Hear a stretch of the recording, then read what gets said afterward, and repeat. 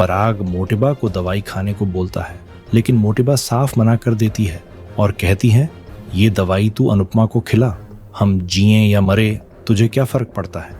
पराग थोड़ा परेशान होता है और बच्चों की तरह जिद करने को मना करता है। मोटिबा कहती है, अब हम बड़प्पन दिखाकर गौतम को सम्मान के साथ इस घर में वापस लाएंगे। पराग तुरंत बोलता है, मुझसे बढ़कर आपके लिए गौतम जरूरी है। मोटिबा भी तुरंत टोंट मारती है, तेरे लिए भी अनुपमा हमसे बढ़कर हो गई ना। ये सुनकर दोनों हैरान होते हैं। इसी बीच ख्याति परेशान होकर आती है और अनुपमा के साथ की हुई गलती राही को बताती है।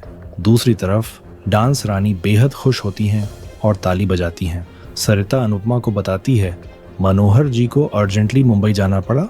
अनुपमा कहती है, मुझे फोन आया था उनका, लेकिन मैं रास्ते में फंस गई थी।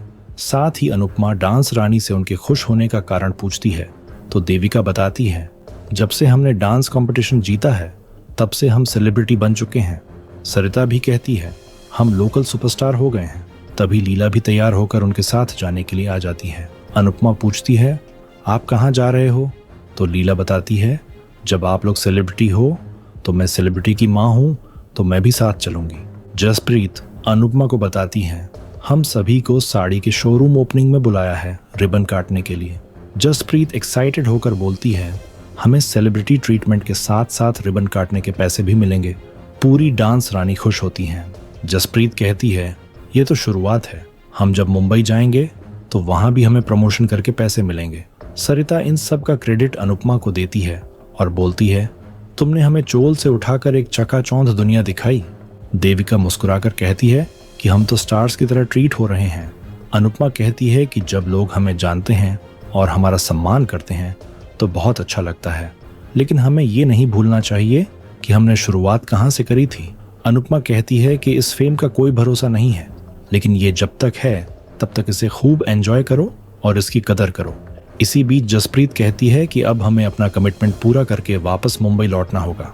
तभी लीला गुस्से में कहती है कि अनुपमा यहीं रहेगी, तुम लोगों से कभी मिलना होगा तो वो मुंबई आ जाएगी, लेकिन अब अनुपमा यहीं रहेगी।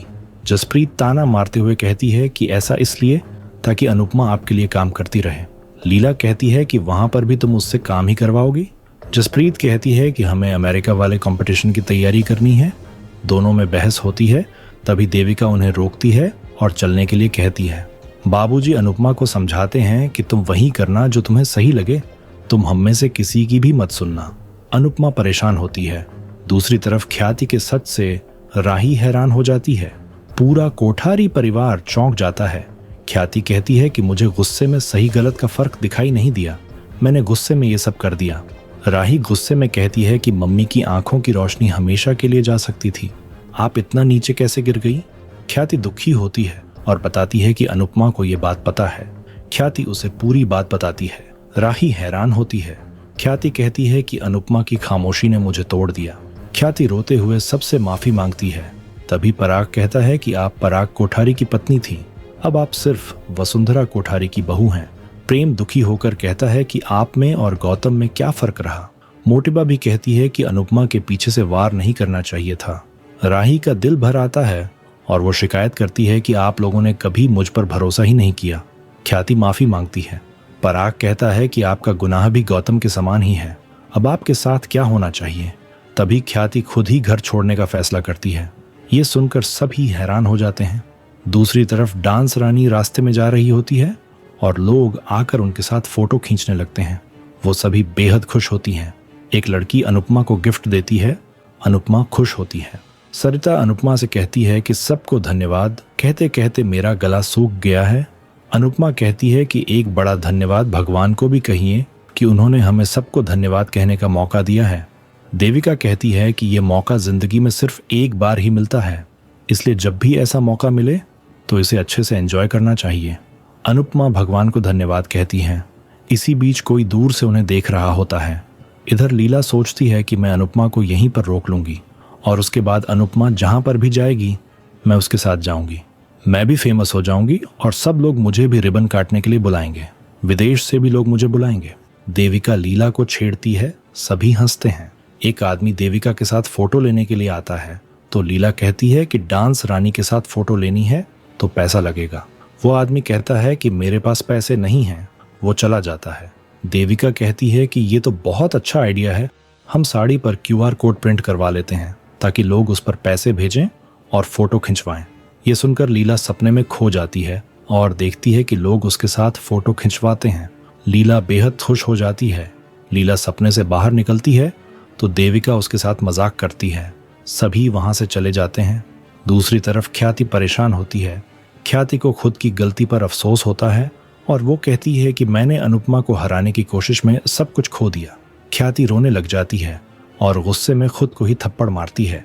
दूसरी तरफ शोरूम को ओपनिंग करके डांस रानी खुश होती है।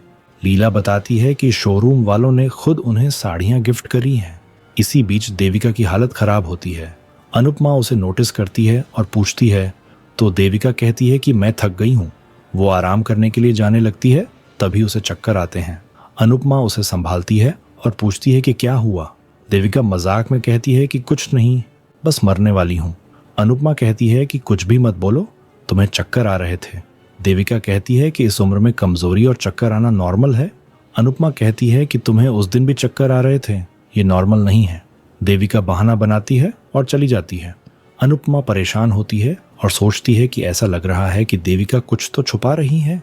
तभी उसे खिड़की में से किसी की परछाई दिखाई देती है और उसे शक होता है, लेकिन तभी लीला उसे चाय बनाने के लिए कहती है। दूसरी तरफ किंजल कमरे में आती है और उसे शक होता है कि उसकी गैर मौजूदगी में कोई कमरे में आया था, क्योंकि कारपेट टेढ़ा है और चार्जर का स्विच भी चालू होता है। उसे पता चलता है कि किसी ने अलमारी भी खोली है। तभी उसके पीछे से कोई जाता है। किंजल खिड़की खोलकर देखती है, लेकिन उसे कोई दिखाई नहीं देता। दूसरी तरफ ख्याति सामान लेकर जाने लगती है। ख्याति कहती है कि मेरी गलती माफी के लायक नहीं है, लेकिन फिर भी अगर हो सके तो मुझे माफ कर देना। मीता उसे रुकने के लिए कहती है, लेकिन तभी पराग कहता है कि इसे जाने दो। ख्याति जाने लगती है। तभी राही कहती है कि आप कहीं नहीं जाएंगी। सभी हैरान होते हैं। राही पराग से कहती है कि मम्मी ने गलती की है, लेकिन इन्होंने गलती मानकर माफी मांग ली है, इसलिए इन्हें माफ कर दीजिए। तभी प्रेम राही से कहता है कि फिर तो राही को अनुपमा को भी माफ कर देना चाहिए, क्योंकि उन्होंने भी कई बार माफी मांगी है। राही कहती है कि फिलहाल माँ की बात हो रही है। वो पराग से रिक्वेस्ट करती है कि वो ख्याति को माफ कर दे। ख्याति कहती है कि मुझे जाने दो। तभी राही ख्याति का हाथ अपने सिर पर रखकर कहती है कि आप कहीं नहीं जाएंगी, आपको मेरी कसम है। सभी चौंक जाते हैं। राही वहां से चली जाती है। प्रेम सोचता है कि काश इसी तरह राही मम्मी को भी माफ कर दे। दूसरी तरफ राही परेशान होती है और उसे फाइनल डांस की याद आती है कि किस तरह अनुपमा परेशान हुई थी। राही कहती है कि मैं जीतना चाहती थी, लेकिन मम्मी के साथ कोई हादसा नहीं करवाना चाहती थी।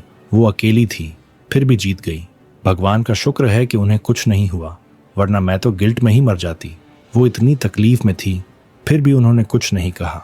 राही अपने घुंघरू देखकर परेशान हो जाती है।